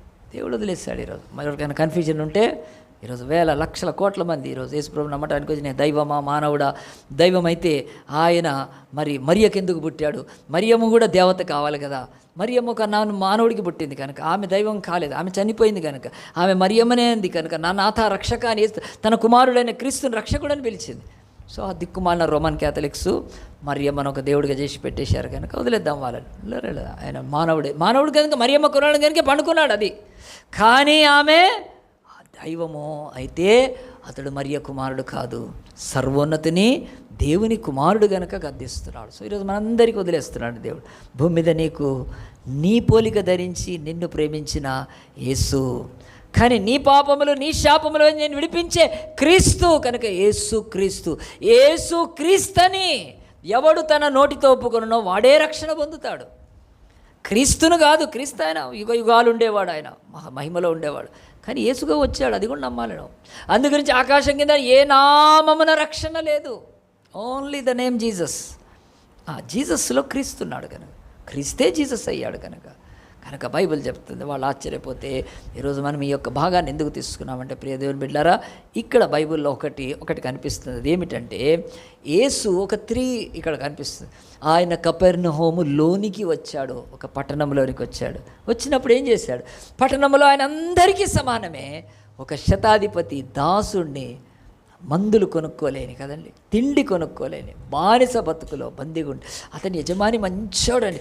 ఇతనే మంచోడైతే నేనెంత మంచి యజమానిని భూమికి, నేను భూపతులకు అధిపతిని, నేను ఐహిలేమని దేవుడు స్వస్థపరిచాడు.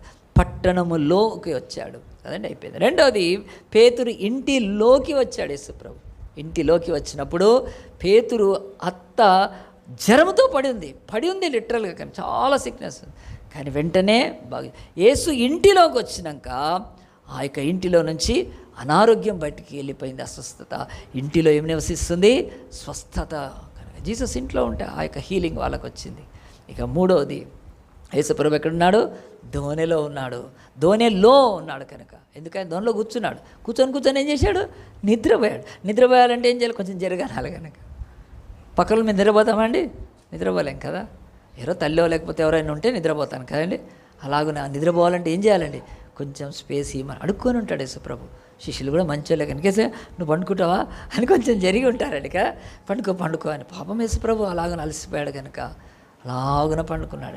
అలాగున పండుకొని ఉన్నప్పుడు యేసుప్రభు ధోనిలో ఉన్నప్పుడు ఆయన నిద్రిస్తుండగానే ఆయన యొక్క ప్రాణాన్ని తీసేయాలనుకున్న అపవాది యొక్క దుష్టత్వాన్ని వెంటనే శిష్యులు అలర్ట్ చేసేసిన, లేచి గద్దిస్తే దేవుడు దోణిలో ఉంటే కూడా ఆయన. సో ఈ 3 ఎందుకు చెప్పానంటే, బైబిల్లో ఇన్ అనే మాట 14,130 టైమ్స్ ఉందండి. ఈ బైబిల్ ఎన్నిసార్లు ఉంది? 14,130 సార్లు బైబిల్లో ఇన్ అని ఉంది. మనం ఇన్ అనే మాట ఈరోజు ఎందుకు తీసుకుంటున్నామంటే, ఒకటి ఈరోజు నీ బ్రతుకు లో అంటే ఏంటండి కదా, లో అంటే హై, అది వేరేది. ఇంగ్లీష్లో లో అంటే కింద, హై అంటే పైన. కానీ తెలుగులో లో అంటే అది కాదండి, లోపట, ఇన్సైడ్. ఈరోజు మన బ్రతుకుల్లో ఎవరున్నారు ఆలోచించండి. ఈరోజు నీ జీవితంలో ఎన్నో ఉన్నా నీ జీవితంలో యేసు ఉన్నాడా? ఈరోజు ఏ పట్టణములో యేసు ఉంటే ఎవడైనా స్వస్థపరచడానికి దేవుడు ఓపెన్. ఏ ఇంటిలో యేసు ఉంటే వాళ్ళకు మంచి స్వస్థత, మందులు అవసరం లేదు, డయాగ్నోసిస్ అవసరం లేదు. మ్యాక్సిమం ఏ నావలో యేసు ఉంటే ప్రయాణాలు. యేసు అన్నాడు, తుఫాన్లు దాటి వెళ్ళిపోతాం మనం. ఒక్క ప్రశ్న వేస్తున్నాడు, ఈరోజు నీ బ్రతుకులో యేసు ఉన్నాడా? పాస్టర్ నువ్వు బాగానే చెప్పావు, మన పట్టణం అంటున్నావు, ఇల్లు అంటున్నావు, దేవుని అంటున్నావు, కానీ ఇది ఎట్లా అంటే బైబిల్ ఒకటే చెప్తుంది, ఈరోజు మనందరి జీవితాలలో యేసు మనలో ఉండగలుగుతాడు. ఆయన ఖచ్చితంగా దేవుని యొక్క వాక్యంలో చెప్పడానికి ముందు రీసెంట్గా ఆ యొక్క అమెరికాలో, కాలిఫోర్నియాలో కదండి, లాస్ ఏంజల్స్లో ఒక అగ్ని స్టార్ట్ అయిందండి. అది ఎందుకు అయిందో కూడా దాన్ని ఇచ్చేసారు. ఈమెయిల్స్ ఉంటాయి కదా, ఇవి బాగా వాడుతుంటే మనము ఆ యొక్క సర్వర్ హీట్ అయ్యి, దానికి సర్వర్కి వాటర్ ఉంటుంది దానికి, అంటే దానికి కూలింగ్కి ఆ వాటర్ చేసి వాటర్ డ్రై అయిపోయి ఆ సర్వర్స్ ఎక్కడైతే వీళ్ళు పెడతారో అక్కడ ఆ యొక్క మంట అంటుకొని లాస్ ఏంజల్స్ కాలిపోయిందండి. భయంకరమైన అగ్నితో కాలిపోతాడు. అంతా కోటీశ్వర్లు, అంతా ధనవంతులు. అక్కడ ఎవడి ఇల్లు అయినా కాలిపోయే అవకాశం ఉంటుంది, కానీ ఒక ఇల్లు కాలేదండి. అది ఒక ఇల్లు కాలేదు. ఈరోజు వరకు కూడా అది అలాగుంది. ఈరోజు ఎన్నో న్యూస్ చెప్తున్నారు కనుక అన్నీ కాలి బూడిదైపోయినది, ఒక్కటి కాలేదు. ఎందుకు కాలకపోయి ఉండొచ్చు అని నేను చెప్తున్నాను. ఇది ఏమి మనం యేసు ప్రభువును ఉంటే నేను చెప్పడం కాదు, కానీ ఇంకో పిక్చర్ చూపించాను. పక్కన ఇంకో పిక్చర్ చూడు, ఆ యొక్క ఇల్లు కాలిపోతే ఇవన్నీ కాలిపోతున్నాయండి పక్కనంతా. నెక్స్ట్ పిక్చర్ ఇంకోటి ఉంటుంది చూడండి, అలాగ అగ్నితో కాలిపోతుంటే ఆ ఇల్లు కాలలేదు. సో ఇట్స్ పాసిబుల్ అంటే ఇప్పటికీ నేను చెప్తున్నాను, ఎన్నిసార్లు ఎవరి బ్రతుకుల్లో క్రీస్తు ఉన్నాడో దేవుడు అంటున్నాడు, వాళ్ళు కాల్చబడరు, వాళ్ళు కాపాడబడతారు. ఒక ఆశ్చర్యంగా లాస్ ఏంజల్స్లో ఇల్లు గురించి ఎన్నో కథనాలు ఉన్నాయి, కానీ మనకు అవన్నీ అవసరం లేదు. కానీ ఒకటి మాత్రం, పక్కన గడ్డి కూడా ఉందంటే ఆ గడ్డి దాకా వచ్చి ఆగిపోయింది తెలుసా అండి. కారు చిచ్చు కాలి కోట్ల కోట్ల కోట్ల కోట్ల బూడిదైపోయినాయి అమెరికాలో. హెలికాప్టర్ల నుంచి వాటర్ తీసుకొని వచ్చి పంప్ చేశారండి. వాళ్ళ టెక్నాలజీ ఎట్లుంటుంది అమెరికాలో వాళ్ళు ఆర్పుకోలేకపోయారండి. కానీ దీని మీద ఏం అవసరం, ఆ ఇల్లు అట్లా కాలకుండా ఉంటే ఈరోజు బైబిల్లో పాసిబుల్ అంటున్నాడు. దేవుడు అంటున్నాడు ఈరోజు ఎన్ని పట్టణాలలో కూడా ఎవడెవడు ఎన్ని విగ్రహాలు ఎన్ని దేవుళ్ళు ఉన్నా కానీ యేసు వచ్చిన పట్టణంలో స్వస్థత విడుదల కలుగుతుందండి. ఎవరి ఇండ్లల్లో ఎంత ధనవంతులుండి ఎవడెవడు వచ్చిపోతాడో ఎవడెవడో నా ఇంటికి ఎంతమంది వచ్చిన నా ఇంటిలో యేసుక్రీస్తుంటే నేను నా ఇంట్లో ఉంచుకోగలిగితే యేసుప్రభు ఆయనను నా ఇంట్లో అలాంటి స్వస్థత ఉంటుంది. అంతేకాదు నా బ్రతుకనే ప్రయాణంలో ఎన్నో అలలు, ఎన్నో తుఫాన్లు, ఎన్నో బాధలు, ఎన్నో శ్రమలు, ఎంతో భయంకరమైన చచ్చిపోతామేమో, బట్ యేసు నా దోనెలో ఉంటే ఆయన చూసుకుంటాడండి. కనుక ఇక బైబిల్లో ఉన్న 14,130 సార్లు ఉన్న ఈ మాట ఏం చెప్తుందండి? ఈరోజు మన బ్రతుకుల్లో ఇలాగున ఒక పట్టణంలో, ఇలాగున ఒక ఇంటిలో, ఇలాగున ఒక దోనె కాదండి ఇక్కడ మీనింగ్. దేవుడు చెప్తున్నాడు మనందరి బతుకులు. యోహాను రాసిన మొదటి పత్రిక తీయండి 4:4 ఆయన అభయమిస్తున్నాడు. ఆయన శిష్యుడే చూశాడు కనుక ఈ ఒక దోనెలో కూడా ఒకరోజు ఉండి ఉంటాడు కనుక అతడు రాస్తున్నాడు. మీ బ్రతుకుల్లో మీ లోపల మీ జీవితాల్లో ఎవరు ఉండాలో ఆయన చెప్తున్నాడు. యోహాను చిన్నపిల్లలారా మీరు దేవుని సంబంధులు, మీలో ఉన్నవాడు లోకంలో ఉన్నవాని కంటే గొప్పవాడు కనుక మేం జయించు. ఇక్కడ దేవుడు చెప్తున్నాడు లోకంలో ఉన్నవాని కంటే మీలో ఉన్నవాడు. మీలో యేసు ఉన్నాడా? ఒక్క ప్రశ్న వేసుకుంటే ఈరోజు యేసు నీలో ఉంటే నీకు దేవుడు అంటున్నాడు బిడ్డా నీ బ్రతుకులో ఇలాంటి శ్రమలు బాధలు ఏవైనా సరే అవి విడిపించడానికి ఆయన యేసు ప్రభు ఆయన అంటున్నాడు. ఈరోజు మనం ఈ వాక్యాన్ని తీసుకుంటే బైబిల్ అంటే ఆ పట్టణములో ఉన్నవాడు ఆ యొక్క పట్టణంలో ఉండే అపవాది కంటే గొప్పవాడు కనుక కపెర్నహూములో దేవుడు విడుదలిస్తూ పోయాడు. ఆ ఇంటిలో ఉన్న యేసుక్రీస్తు ఆ ఇంటిలో ఇంకా వ్యతిరేకంగా ఉన్న వాటికంటే గొప్పవాడు ఆయన కనుక పేతురు అతన్ని స్వస్థపరిచాడు. ఆ దోనెలో ఉన్నవాడు ఆ దోనెలో ఉన్న వాళ్ళకి అందరికంటే ఆ సముద్రంలో కంటే యేసు గొప్పవాడు కనుక ఇది మనకు నేర్పిస్తున్నాడు. ఈరోజు మన బ్రతుకులో ఎవరున్నారని ఎన్ని చెప్పుకుంటాం కదా, నాకు అతను తెలుసు ఇతను తెలుసు ఇది తెలుసు అది తెలుసు.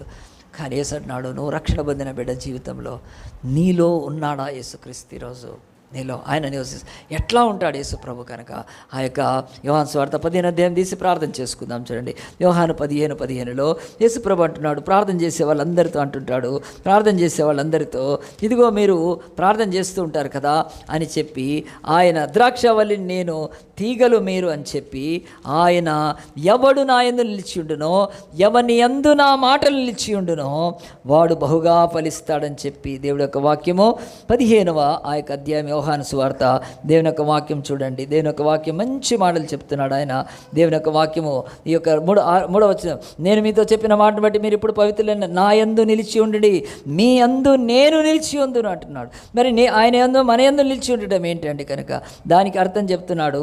ఆయన కిందికి వచ్చిన తర్వాత మరి ఇంకా చూడండి ఎవడు నా యందు నిలిచి ఉన్నో ఎడల వాడు తీగ వలె బయట పారవేయబడతాడు, మనుషులు అట్టివాన్ని పోగు చేసి పడేస్తారని చెప్పి దేవుని ఇంకా కిందికి వచ్చినాక ఎవడు 7వ వచనం నా యందు మీరును మీ యందు నా మాటలను నిలిచి ఉండిన ఎడల. ఇది సో జీసస్ ఈరోజు మనలో ఎట్లా నివసిస్తాడు? మనం బొమ్మను పెట్టుకోగలుగుతామా? మనం విగ్రహాన్ని పెట్టుకోగలుగుతామా? మనం బైబిల్ని పెట్టుకోగలుగుతాం? ఏం పెట్టుకుంటామండి? జీసస్ ఒక్కటే అన్నాడు నేను కపెర్నహూములో ఉన్నప్పుడు ఎవరు? నేను ఆదియందు వాక్యమైన వాడు శరీరధారి అయి కపెర్నహూములో తిరుగుతున్నాడు కనుక కపెర్నహూముకి విడుదల వచ్చింది. ఆదియందు వాక్యమైన దేవుడు శరీరధారి అయి పేతురు ఇంటిలోకి వచ్చాడు, వాక్యమే వచ్చాడు కనుక అక్కడ అపవాది శక్తి అనారోగ్య శక్తి పని. ఆదియందు వాక్యమైన వాడు శరీరధారి అయి దోణిలో ఉన్నాడు. ఇప్పుడు మనకు ఆ పాసిబుల్ లేదు, మనం 2000 years బ్యాక్ లేము కనుక యేసుప్రభుని ఇప్పుడు శరీరధారిగా మనము కాదు ఆత్మరూపుడు కానీ ఎట్లా? వాక్యము మన హృదయంలో వాక్యం ఉంటే ఖచ్చితంగా నీలో ఉంటాడు ఆయన. నీలో ఉండంగా నీ బ్రతుకులో ఒక గొప్ప కృపరిస్తాడు. అందరం తల వంచి దేవుని సన్నిధిలో ప్రార్థన చేసుకుందాం. దేవా ఈరోజు బైబిల్లో యేసు ప్రభు నాలో ఉన్నాడా? యేసు ప్రభు నా బ్రతుకులో వాక్య రూపంలో ఉన్నాడా? ఒకవేళ ఉండగలిగితే కాలిఫోర్నియాలో ఆ యొక్క లాస్ ఏంజల్స్లో మరి ఆ స్థలము కాలిపోతున్నా మరి ఎందుకు ఆ ఇల్లు కాపాడబడింది? అంతేకాదు పౌలు శీలలను కొట్టి బొండ వేసి ఆ యొక్క ఫిలిప్పు జైల్లో పెడితే వాళ్ళిద్దరూ రాత్రి పాటలు పాడుతారు. ఎట్లా పాడుతున్నారు? వారిలో క్రీస్తున్నాడు కనుక అందు గురించే ఆ యొక్క యోహాననే శిష్యుడు అపోస్తులు అన్నాడు, చిన్నపిల్లారా మీరు భయపడవద్దు, మీలో ఉన్నవాడు ఈ లోకంలో ఉన్నవాని కంటే గొప్పవాడు, కానీ మీలో యేసుక్రీస్తున్నాడా. ఈరోజు మనుషుల్లో ద్వేషము, అసూయ, పగ, మతోన్మాదము, ఈ లోకములో దురాశలు, ఈ లోకములో కులము, ఈ లోకములో ఆ యొక్క అతిశయాలతో లోపడుంటే ఎన్నడేసు ప్రభు నివసించలేడు. కనుక నేను తల వంచేశాను, కానీ ఆ వాక్యం మీకు అందరికీ తెలుసు. ప్రకటన 3:20 యేసుప్రభు అన్నాడు, నేను తలుపు యొద్ద నిలిచుండి తట్టుచున్నాను, ఎవడైనను నా స్వరము విని తలుపు తీసిన యెడల నేను అతనిలో తండ్రి కలిసి భోజనం చేస్తామంటున్నాడు. ఈరోజు మనుషులు యేసుక్రీస్తుని లోపలికి రానివ్వట్లేదండి. మతానుగా బయట పెడుతున్నారు, ఆచారాలుగా బయట పెడుతున్నారు తప్ప యేసును నా వాక్యం అయితే నాలో నివసించాలి దేవా. ఎంతమంది ఈరోజు యేసు ప్రభువుని తమ జీవితాల్లో కలిగి ఉన్నారండి. ఒక పట్టణంలో ఉంటే యేసు ప్రభు ఎంత గొప్ప విడుదలలు జరుగుతుంటాయి అన్నిటికైనా. ఒక ఇంటిలో ఉంటే మన సమీపస్తులకు ఎంత విడుదల దేవుడు ఇస్తూ ఉంటాడు. ఒక దోణిలో ఉంటే శిష్యులైన వాళ్లకు భయం నుంచి విడుదలిచ్చి ఆయన కాపాడగలుగుతాడు. ఈరోజు యేసు నీ జీవితంలో ఉన్నాడా? యేసు నా నావలో ఉంటే అని మన సండే స్కూల్ పిల్లలు ఒక పాట పాడితే ఈరోజు యూట్యూబ్లో ఉందండి. యేసు నా నావలో ఉన్నాడని పాడితే ఎంత సంతోషం.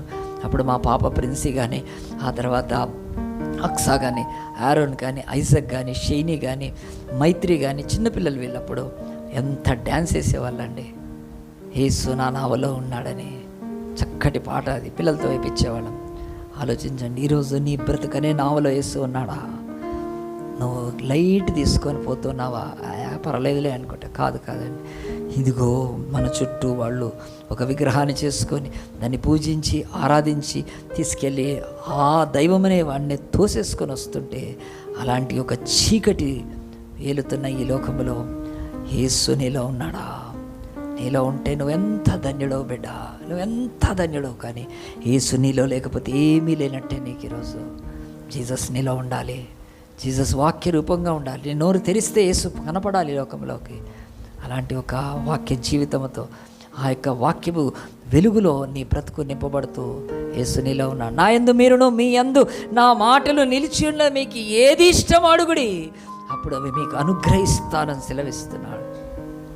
యేసు బొమ్మలు కాదు మన ఇంట్లో, యేసు వాక్యపు కార్డులు మన ఇంట్లో కాదు, యేసుకు సంబంధించిన ఇంకేమన్నా ఆనవాళ్ళు కాదు. యేసే మనలో నివసించాలి. ఎందుకో తెలుసా? యేసు ఆయన నీ కొరకు 6 గంటలు రక్తము కారుస్తూ, ప్రాణం దారపోస్తూ, దప్పికతో, తలకు ముళ్ళ కిరీటంతో, పాదాల వరకు రక్తం కారుస్తాడు. బిడ్డ నన్ను చేర్చుకో. యూదులు నన్ను ఈడ్చి అవతలేసేసారు, సిలువేసేసారు. పర్వాలేదు, నన్ను చేర్చుకో బిడ్డ. ఈరోజు బ్రాహ్మణులు తిరస్కరిస్తే ఆయన ఎరికలో మాదిగోళ్ళ ఇంట్లోకి వెళ్ళిపోతున్నాడు. పర్వాలేదు, నన్ను చేర్చుకో బిడ్డ. నేను నీ నావలో ఉంటే, నేను నీ ఇంటిలో ఉంటే మీ బ్రతుకులకు కృప ఇస్తాను. యేసును తరుముకుంటూ కొరడాలతో కొట్టి కదా యూదులు వాళ్ళు యేసు ప్రభువును తోసి సిలువేసినందుకు 2000 సంవత్సరాలు వాళ్ళకు దేశం లేదు. 1948లో ఇజ్రాయెల్ మళ్ళీ ఫామ్ అయింది. 48 మేలో వాళ్ళు. ఎందుకో తెలుసా? యేసును వెలగొట్టేశారు, యేసుని సిలువేసేసారు, యేసును త్రోసివేశారు. ఈరోజు క్రైస్తవులమైన మనం కూడా అదే పని చేస్తే యూదుల గతి పడుతుంది మనకు కూడా. యేసు మనలో ఉండాలి. అడుగేసయ్యా, నేను 20%, 30% అలాగున మిగతాదంతా లోకానికి ఇస్తున్నానేమో దేవా. కాదు ప్రభా, నాలో సంపూర్ణంగా నివసించు. నా బ్రతుకు ఆనందం, నా బ్రతుకు సంతోషం, నా బ్రతుకు సంపూర్ణం, నా బ్రతుకు మహిమతో నిండిపోతుంది ప్రభా. కృపయే నాయన. ఇంకా నిన్ను ప్రభా నాయన వేషధారుడిగా నేను బయట పెట్టుకోను ప్రభా. నువ్వు తలుపు యొద్ద నిలిచుండి తడుతూనే ఉన్నావు ప్రభా, తడుతూనే ఉన్నావు కనుక యేసు యేసు యేసు యేసు నువ్వు ఇంకా తలుపు తట్టి వెళ్ళిపోతే నా బ్రతుకు నిరాశలో మిగిలిపోతుంది. రా యేసయ్యా అని ప్రార్థన చేసుకుందాం. ప్రతి ఒక్కరు కూడా మీ హృదయాన్ని ప్రభువుకి ఇవ్వాలనుకుంటే, ఈ రోజు ఇన్న వాక్యం తర్వాత ప్రభువుకి మీరు ఇచ్చే స్థానం పెరిగితే, ప్రభువుకి మీరు ఇచ్చే ఆధిక్యత పెరిగితే, ప్రభువుకి మీరు ఇచ్చే ఆ యొక్క ఇంపార్టెన్స్ పెరిగితే, యు ఆర్ బ్లెస్డ్. చాలా పేతురు తన ఇంటిలోకి శాస్త్రుల్ని, పరిసయ్యుల్ని, ఆ యొక్క ఎంతోమంది ఆ రోజు మతాధికారులను చేర్చుకోలేదండి. పేతురు ఒక చేపలు పట్టే పేదవాడు యేసుని చేర్చుకున్నాడు. అతని బ్రతుకు ఎలాగైపోయింది. మన యేసు ఉండాలి మన బ్రతుకులో కనుక. ప్రార్థన చేసుకుందాం. జీవంగల దేవా, పరిశుద్ధుడా, ఇంకొకసారి నాయన బైబిల్లో నాయన మత్తయి సువార్త 8వ అధ్యాయం మాట్లాడుతుంది. ఈ 8 నెలలు ప్రభా మా బ్రతుకుల్లో మేము క్రీస్తుని ఎక్కడ ఉంచామో, ఎంతగా చేర్చుకున్నామో, ఎంతగా ఆయనతో ఉన్నాము, ఎంతగా ఆయన మాలో ఉన్నాడో 8 నెలల తర్వాత ప్రభా మత్తయి సువార్త 8వ అధ్యాయం తీసే మేము ప్రశ్నించుకుంటున్నాం ప్రభా. దేవా, ఈరోజు ఒక్కొక్క పట్టణంలో ఎన్ని విగ్రహాలు ఉన్నాయి నాయన, నిన్ను చేర్చుకోవట్లేదు నాయన. పట్టణాలు రేపు బూడిదైపోయినప్పుడు యేసయ్యా నువ్వు నాయన తండ్రి దానికి నాయన జవాబు చెప్పవు నాయన, దానికి నువ్వు జవాబుదారి కావు నాయన. ఎన్ని పట్టణాలు విగ్రహాలతో నాయన నిండిపోతున్నాయి తప్ప యేసు నిన్ను కపెర్నహూము వాళ్ళు చేర్చుకుంటే అన్నాడు. ఎంత విడుదల ప్రభా. ఎన్ని ఇండ్లు ప్రభా నాయన ఈ అన్యాయం చేత, దోచుబడి చేత, డబ్బు చేత, బంగారం చేత, కరప్షన్ చేత ఇళ్ళన్నీ నిండిపోతుండగా పేతురు వల్ల నీకు ఎవరైనా ద్వారం తెరిస్తే వాళ్ళ ఇళ్ళల్లో ఉంటావు నాయన. ఆ బిడ్డలను బ్రతికించుకుంటావు దేవా అని వస్తుంది. అంతేకాదు నాయన, మా యొక్క జీవిత ప్రయాణం నావలో నాయన ఎవరు మా నావలో ఉన్నా ప్రభా నాయన యేసు నువ్వు ఉంటే ప్రభా శ్రమలైన, ఇరుకులైన, ఇబ్బందులైన, శోధనలైన, తుఫాన్లైనా అణిచిపడతాయి ప్రభా. యేసయ్యా అలాగన మా బ్రతుకుల్లో నేను కలిగి ఉండటకు మాకు కృప దయచేయమని. అయ్యా, నీలో ఉన్నవాడు లోకంలో ఉన్నవానికంటే గొప్పవాడని చెప్పగలిగిన స్థితి మా బ్రతుకుల్లో సాక్షరూపంగా ఉండటకు మీరు సహాయం చేయమని. మితమైన వాక్యం నారుకడ నీరు పోసి నిరంతరం ఫలింపచేసి ఈ 4 నెలల్లో ప్రభా నిన్నెక్కడ పెడుతున్నామో, నువ్వెక్కడున్నావో పరీక్షించుకుంటూ ప్రభా నాయన మేము ముందుకు సాగుటకు మాకు సహాయం చేయమని. అన్ని నామాల కంటే పైనామమైన మా బ్రతుకుల్లో, మా జీవితాల్లో ఉండే నామమైన యేసు నామాన్ని బట్టి ప్రార్థించి వేడుకుంటున్నాము తండ్రి.